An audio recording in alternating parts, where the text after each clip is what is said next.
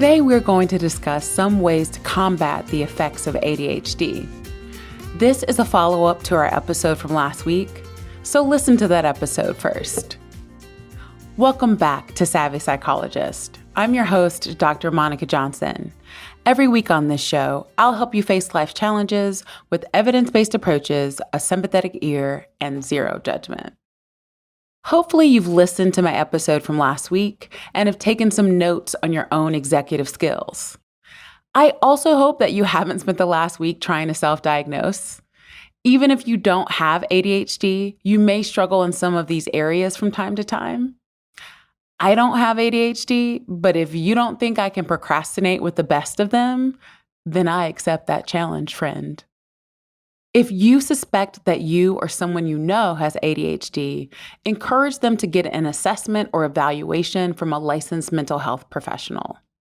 You'd be surprised how many 80s and 90s babies have had ADHD this whole time and didn't know it because it was more stigmatized during their childhoods. Today, we're going to revisit the 12 executive functioning areas I discussed last week and walk through a few techniques that could help you improve those skills, whether you have ADHD or not. Working memory. When it comes to working memory, I often run around screaming lists at people. I don't know who made it uncool to write things down, but that person needs to hush. Checklists are a great way to help with working memory. You should have lists that are available to you at home or at work, which is why I strongly encourage the use of technology. Electronic calendars, task lists, sticky notes, or notepads all work for this.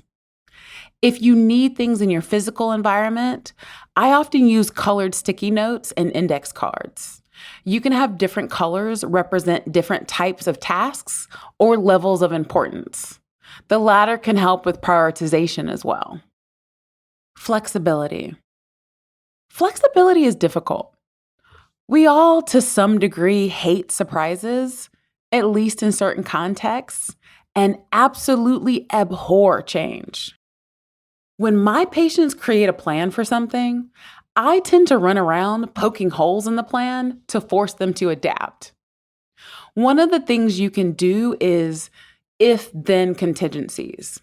So you can have your plan A, but if X happens, what are you going to do?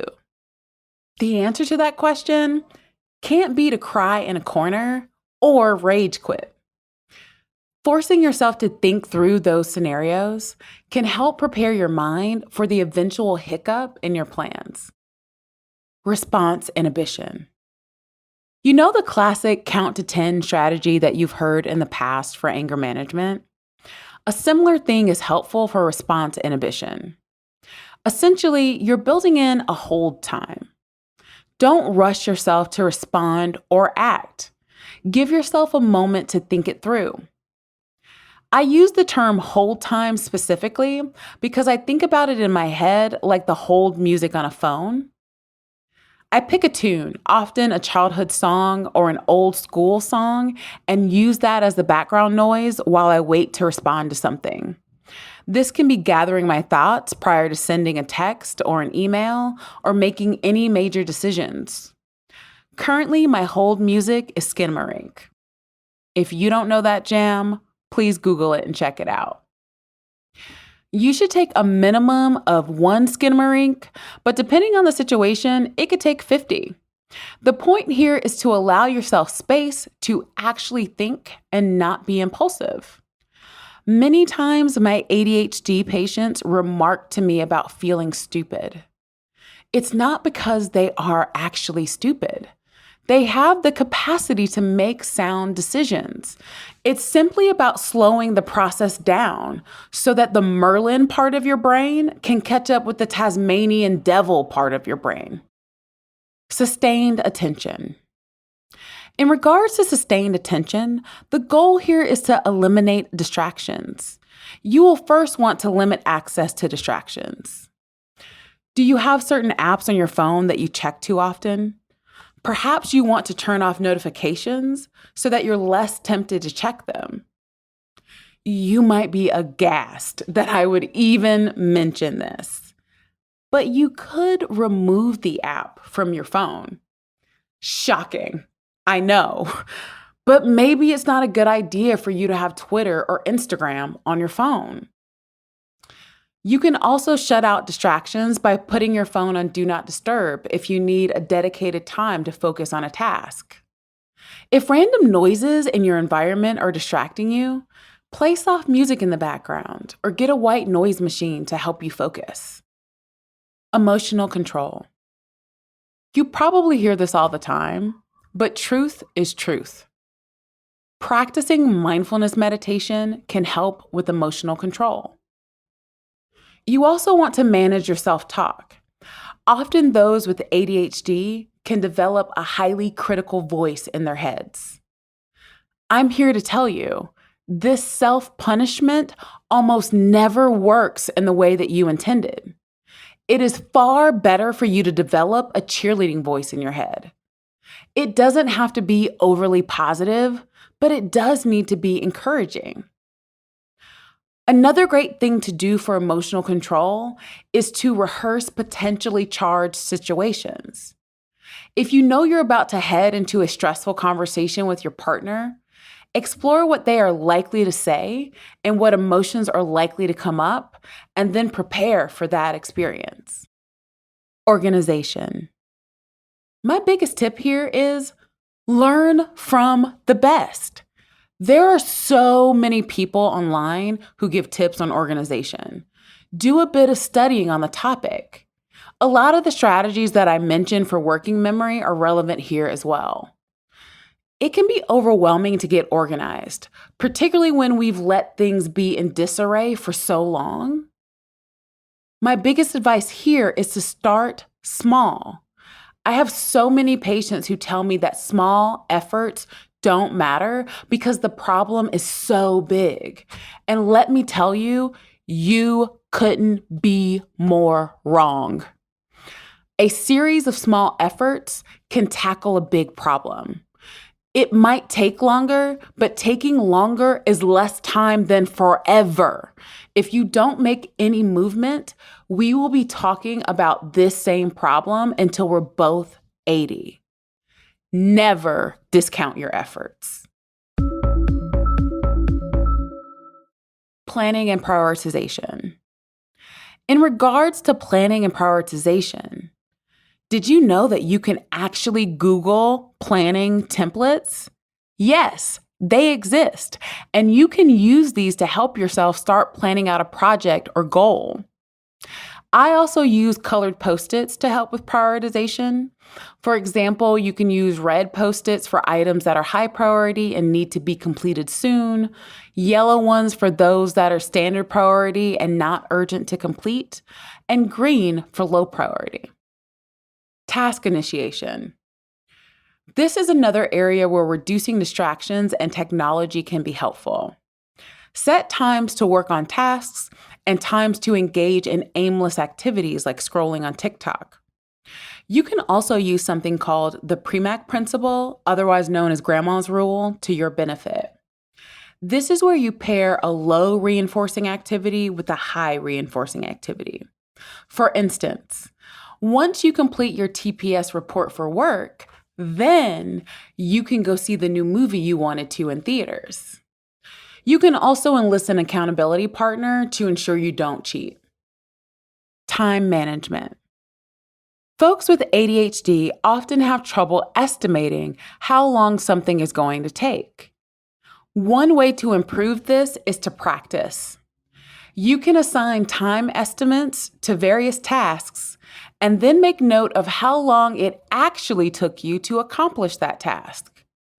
Once you've done that, you want to explore what led to the discrepancy in time so that you can improve your accuracy over time. Say you're building an IKEA dresser and you estimate that it would take 90 minutes to complete, and it actually takes 4 hours. What led you to be inaccurate in this estimation? Did you think you would be able to use the Allen wrench like a pro? Did you underestimate how long it would take to insert all those little wooden pegs? The more you practice, the more accurate you can become over time. When it comes to time management, technology is again your friend. This strategy that I'm about to talk about is one that I even use in my own life. It's super simple. I set timers for everything. If I say I have an hour to read a book, then I will set a timer for 60 minutes. And when it goes off, then it's time to move on to the next task. Goal-directed persistence. Another word I use a lot is routines. Routines can help with goal-directed persistence. Get in the habit of doing the same tasks at the same time every day. This can build automaticity in your life and increase your productivity. These tasks can be your hygiene, exercise, meals, taking out the trash, etc. If they are automatic, they are more likely to happen and they'll use up fewer mental resources when they're part of a routine. Another thing that is helpful is building up your awareness about roadblocks. Something that I say to my patients all the time is that the first step is to stop lying to yourself. And the second step is to figure out how to trick yourself. Be honest. What gets in the way of you completing a goal? And no, it's not a character flaw like you're too dumb or lazy or not good enough to accomplish it. It might be something like, when I feel overwhelmed, I like to distract myself on YouTube. This isn't a character flaw, and in fact, is very fixable. Once you're honest about these barriers, you can figure out how to work around them or eliminate them. Metacognition. In terms of metacognition, get in the habit of debriefing with yourself or others after an event. If you made a mistake or mistakes, explore the factors that led up to them in a non-judgmental fashion and problem solve ways to cope in the future if these factors were to arise again. Enlist trusted people in your life to give you feedback as well, because they may be able to see it from an angle that you can't in the present moment. Stress tolerance. Self-care is so important for effectively managing and tolerating stress. When you look at the task you need to accomplish in your life, you should be aware of the mental and emotional impact of that task. This way, you can appropriately build in recovery time from said task. For instance, a critical work presentation is likely to take a pretty big emotional toll. You might want to build in some extra relaxation in the evening or have a plan for the weekend that allows you to recover those resources. How long are you going to procrastinate before using these strategies? Do me a favor and commit to starting small and choosing one of these strategies to improve your life now. And tell me all about it. Spoiler alert, I really am interested. Let me know on Instagram at KindMindPsych. You can also reach out to me via my email at psychologist@quickanddirtytips.com or leave a voicemail at 929-256-2191. The Savvy Psychologist is a Quick and Dirty Tips podcast. It's audio engineered by Steve Rickyberg, with script editing by Adam Cecil. Our podcast and advertising operations specialist is Morgan Christensen. Our digital operations specialist is Holly Hutchings. And our marketing and publicity assistant is Davina Tomlin. Follow Savvy Psychologist on Apple Podcasts, Spotify, or wherever you listen to podcasts. That's all for this episode of Savvy Psychologist. Thanks for listening. I'll see you next week.